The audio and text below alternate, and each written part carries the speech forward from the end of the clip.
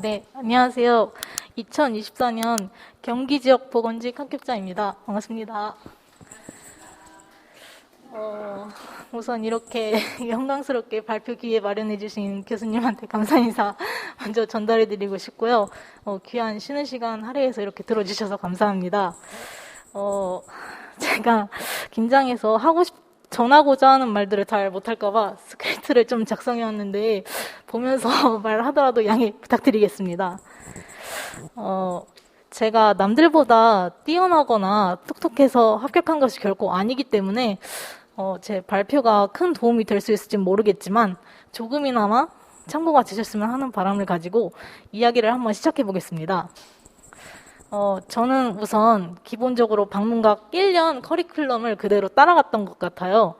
노량진으로 입성하기 전까지 공통과목 국어, 영어, 한국사는 인강으로 6개월 정도 수강하고 있다가 아무래도 의지가 약해서 인강으로는 많이 벅찰 것 같아서 2023년 7월 중순부터 시작해서 2024년 6월 시험 전까지 방문각 기숙반 스파르타반을 수강했습니다. 기숙반을 다녔기에 하루 일과는 기숙반 학원 스케줄 그대로 따라갔던 것 같아요.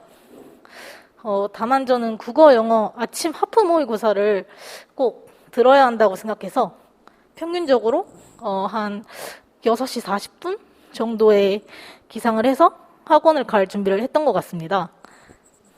하프 모의고사는 수업 시간에 배운 내용을 기반으로 문제를 풀어보고 교수님들께 해설까지 직접 들을 수 있는 망각 방지 시스템이기 때문에 저처럼 특히 의지가 좀 약한 수험생분들한테는 굉장히 좋은 강제복습 시스템이라고 생각합니다.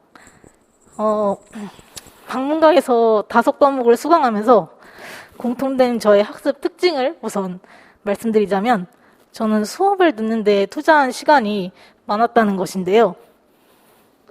제가 공부할 때 스타일이나 특징이 강의를 들을 때 집중력과 혼자 자습할 때 발휘되는 집중력 차이가 크다는 것을 저 스스로도 알고 있었습니다.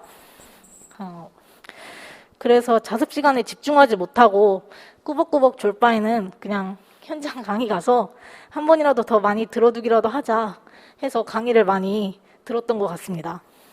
학원에 있는 동안 시간을 좀 더 알차게 쓰고 싶다라는 마음도 있었던 것 같고요.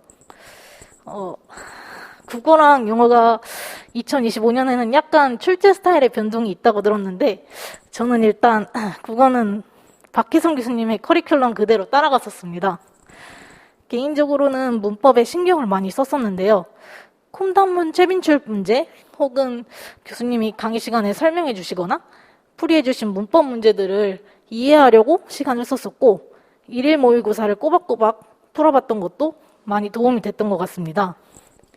일일 모고에 나오는 문법 문제나 한자 문제들이 교수님께서 가장 중요하다고 판단되시는 것들 위주로 출제해 주신 것들이기 때문에 굉장히 알짜배기 좋은 문제들이라고 생각하고 저는 일단 자습 시간이 시작되면 항상 국어, 영어 일일 모고 문제 풀이로 시작했던 것 같습니다. 아침 하프 모의고사 또한 교수님이 엑기스 율문제를 통해 전날 배웠던 강의 내용들을 복습시켜 주시기 때문에 설령 그 전날 강의 복습을 잘 하지 못했다 하더라도 아침에 수업을 통해 다시 한번 내용을 상기하고 암기할 수 있었다는 것도 굉장한 합격의 기였다고 생각합니다. 요약하자면 국어는 강의 시간에 집중해서 교수님의 설명을 듣고 당일에 하프 모의고사나 일일 모의고사를 풀어보면서 최대한 빠르게 배웠던 내용을 적용해보고 틀린 문제는 다시 참고서를 살펴보거나 질문하는 식으로 공부했다라고 할 수 있을 것 같습니다. 그 다음으로 영어는 진가영 교수님 커리큘럼을 따라갔었는데요.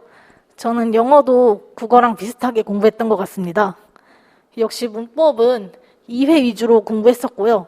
차이점이 있다면 단어? 특히 수업 초반에 교수님이 단어 교재를 꼭 자습시간 30분에서 1시간 정도는 투자해서 암기하고 저는 자습을 시작했습니다.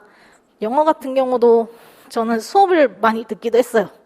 교수님께서 특강 같은 거 여시면 꼭 참여하기도 하고 하프 모의고사도 저는 기숙사사니까 1년간 출석률 한 95% 정도는 못해도 유지했던 것 같아요. 국어랑 마찬가지로 하프 모의고사 굉장히 저는 도움이 됐었거든요. 그래서 교수님이 단어도 암기하기 쉽게 운율에 맞춰 같이 외워주시고 문법 풀이도 수업 시간에 배웠던 문법 이론을 실제로 어떻게 문제에 적용하는지 풀이하면서 다 보여주시기 때문에 저절로 강의를 들으면서 아, 저런 식으로 적용했었지 외워졌던 것 같습니다. 학원 등록하고 7월 달부터 바로 하프 모의고사에 참여했을 때는 문제도 잘 안 풀리고 단어도 하나도 모르겠고 그래서 아침에 나온 보람을 많이 못 느끼기도 했었는데 그냥 그 시절을 버티면서 꾸준하게 듣다 보니 시간이 지나면서 어느 순간부터는 단어들이 익숙해지고 유의어, 동의어들이 뭔지 대답할 수 있게 되고 문법도 보이고 했던 것 같습니다. 실제 시험장에서도 문법 문제를 딱 본 순간 교수님이 칠판에 적용했던 방법이 다 떠오르면서 쉽게 풀이할 수 있었습니다. 영어도 요약해서 말씀드리자면 단어를 꾸준히 암기하고 하프모고, 일일모고 문제를 성실히 풀이하며 틀렸던 문제를 잘 복습했던 거라고 할 수 있을 것 같습니다. 교수님이 복습하라고 나눠주시는 유인물 프린트들도 잘 이용하시면 좋을 것 같습니다. 다음은 한국사인데요. 한국사를 말씀드리자면 노범석 교수님의 강의를 수강했었고 한국사야말로 들어두는 것을 무시 못하는 가장 큰 과목이지 않을까 싶습니다. 특히 노범석 교수님 특성상 스토리텔링식 수업 방식으로 암기량을 많이 줄여주시기 때문에 듣는 것만으로도 나도 모르게 풀 수 있는 문제가 많아지고 어느 순간부터 교수님 수업 시간에 대답도 자연스럽게 할 수 있게 되는 정도로 실력이 향상됐던 것 같습니다. 특히 제가 필기노트 수업 같은 경우 약 3번 정도 반복해서 현장 강의를 들었었고 올인원 수업까지 합하면 진짜 이론만 강의로 한 4, 5회독 정도 했던 것 같습니다. 물론 수업 시간에 교수님께서 이 부분 되면 학생들이 전멸한다, 힘들어한다 말씀하신 무장추대 앵무 파트나 꼼꼼한 암기가 필요한 근현대사 같은 경우는 수업만으로 다 가져갈 수 없을 것 같아서 노트에 이론 교재 보면서 스스로 정리해가면서 머릿속에 집어넣으려고 했던 것 같습니다. 그리고 교수님께서도 말씀해 주셨지만 정치사 문제가 큰 비중을 차지하기 때문에 그 부분을 집중적으로 꼭 가져가시고 문화사나 사회사 같은 경우 수업 시간에 교수님이 강조하시는 부분들 승려들이나 골품제 이런 부분들만 부분 챙겨가시는 것도 저는 공부량은 줄이면서 어느 정도 성적은 확보해 갈 수 있는 중요한 방법이라고 생각합니다. 실제로 저도 문화사나 사회사는 교수님이 강조하신 부분만 보고 시험장에 들어갔었습니다. 한국사를 요약하자면 강의를 좀 반복적으로 듣고 어렵다 싶은 부분이나 교수님이 이 부분에서 애들이 많이 헤맨다 하시는 부분을 좀 시간 투자해서 정리하시면 좋겠다라고 할 수 있을 것 같습니다. 한국사도 역시 저는 저녁에 노범석 교수님의 하프 모의고사가 생긴 이후로는 꾸준히 참여했었습니다. 그리고 보건행정, 공중보건 전공은 묶어서 말씀드릴 수 있을 것 같은데요. 개인적으로 저는 기출의 중요성을 가장 강조드리고 싶은 게 이 전공 2과목인 것 같아요. 전공이 양이 너무 많잖아요. 그래서 문제 위주로 좀 많이 풀어봤던 것이 전공 과목들이었던 것 같습니다.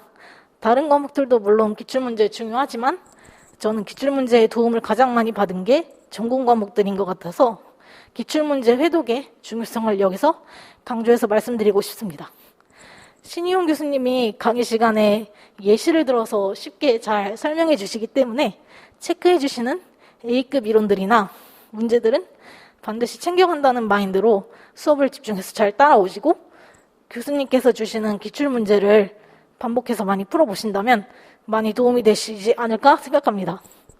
저 같은 경우는 예를 들어 사회보장 같은 중요한 파트인 경우 기출문제 풀이를 들어가기 전에 앞에 나와 있는 이론도 한번 다시 읽고 풀이를 들어가긴 했던 것 같아요.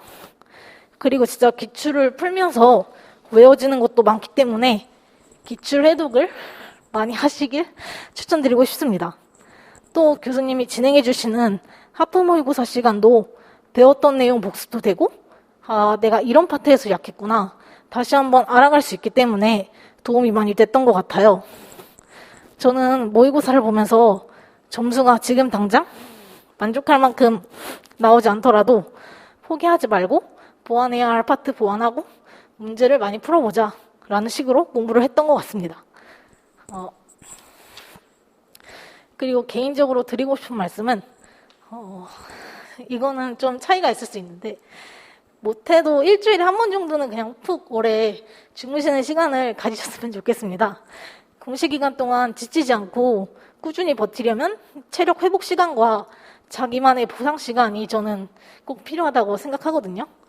그래서 저는 심지어 매일 학원 마치고 기숙사 돌아가는 길에 젤리를 사간다든지 아니면 좋아하는 컵라면을 사간다든지 뭔가 제가 보상받을 수 있을 만한 행동을 했던 것 같아요. 혹은 다음날 아침 수업이나 하프 모의고사가 없는 날이다 하면 늦잠 자다가 오후 수업 시간이나 오후 자습 시간에 맞춰 학원에 등원하기도 했었던 적도 있고요. 이것이 제가 너무 지치고 피곤한 나날들이 지속될 때 했던 방법 중 하나였어요. 때로는 토요일 오후 수업 끝나면 바로 본가 가서 부모님과 맛있는 거 먹으면서 기분 전환을 하고 뭔가 리프레시 될 수 있을 만한 시간을 꼭 가졌던 것 같아요. 그리고 마지막으로 면접 관련해서 잠깐 말씀드리자면 면접 평정표라는 것이 있는데 이 평정표 항목들을 한번 잘 펴보고 거기에 맞게 어필할 수 있는 이야기들을 준비하시는 게 중요할 것 같습니다. 특히 경기도 같은 경우 재면접도 걸릴 수가 있거든요. 그래서 저희 보건직도 기술직에 속하기 때문에 전문성 어필을 위해 꼭 자격증 언급하시는 걸 추천드리고 싶습니다. 예를 들어 방사선사 자격증이 있다. 그러면 저는 방사선사 자격증을 취득했다. 라는 것을 면접장에서 자신감 있게 어필하시는 걸 추천드리고 싶습니다. 개인적으로 자격증 취득한 것이 필기시험, 면접시험 모두에서 너무나도 큰 도움이 됐다고 느꼈습니다. 부족한 이야기인데도 쉬는 시간 할애해서 들어주셔서 감사합니다. 모두 다 합격하시길 응원하겠습니다. 감사합니다.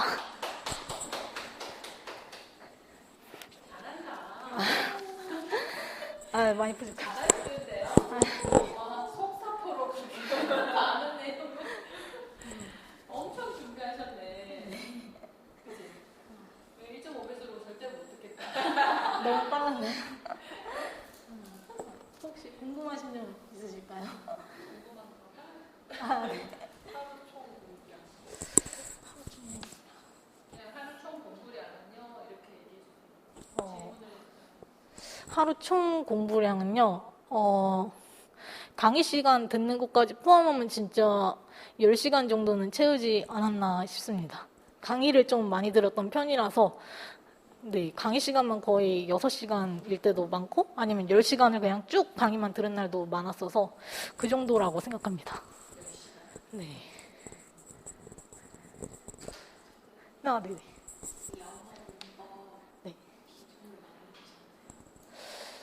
가장 비중을 많이 두고 공부하긴 했었어요. 영어 문법도 가장 비중을 많이 두긴 했었는데요. 저는 근데 교수님이 워낙 중요한 문법인 것 같다 싶으면은 수업 시간에 강조도 해주시고 칠판에 예시 같은 것들 많이 들어주시면서 이러니까 이런 문법이 적용돼야지 하면서 교정도 해주시고 직접 풀이 방법을 보여주시기 때문에 저는 그거 오히려 수업 많이 들으면서 저절로 이 문법이었지 하고 외워졌던 것도 많았던 것 같아요.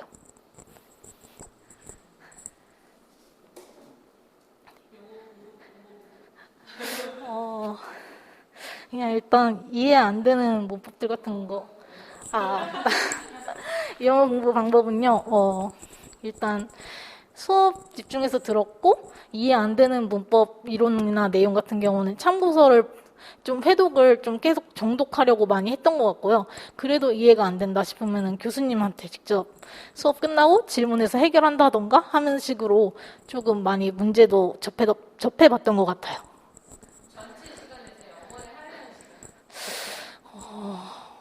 만약에 5과목이 20, 20, 20 이렇게 친다면 영어가 한 그래도 60은 되지 않았나 싶어요.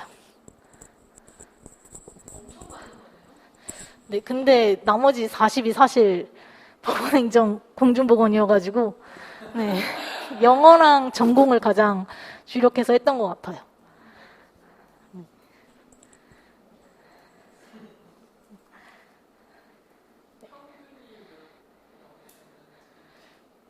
아, 평균 점수 가산점 포함해서는 93 나왔었습니다. 가산점 빼면은 88점 나왔습니다. 지역 선택도 중요한 것 같습니다.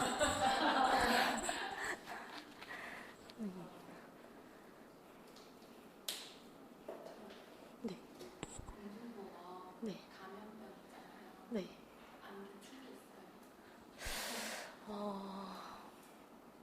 정말 안 헤어졌다. 감염병 암기 팁은요. 정말 안 헤어졌다 싶으면 진짜 그냥 앞 글자를 따보기라도 하고 그래도 안 헤어진다. 그럼 저는 그냥 썼던 것 같아요. 쓰면서 암기하는 식도 많이 했던 것 같아요. 저는. 감염병?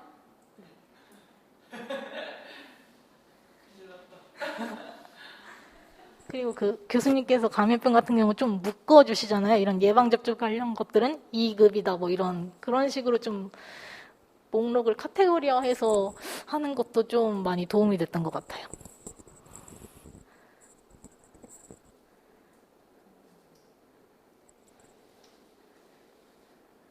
질문 없으시면 마칠까요? 네, 지금까지 들어주셔서 감사합니다.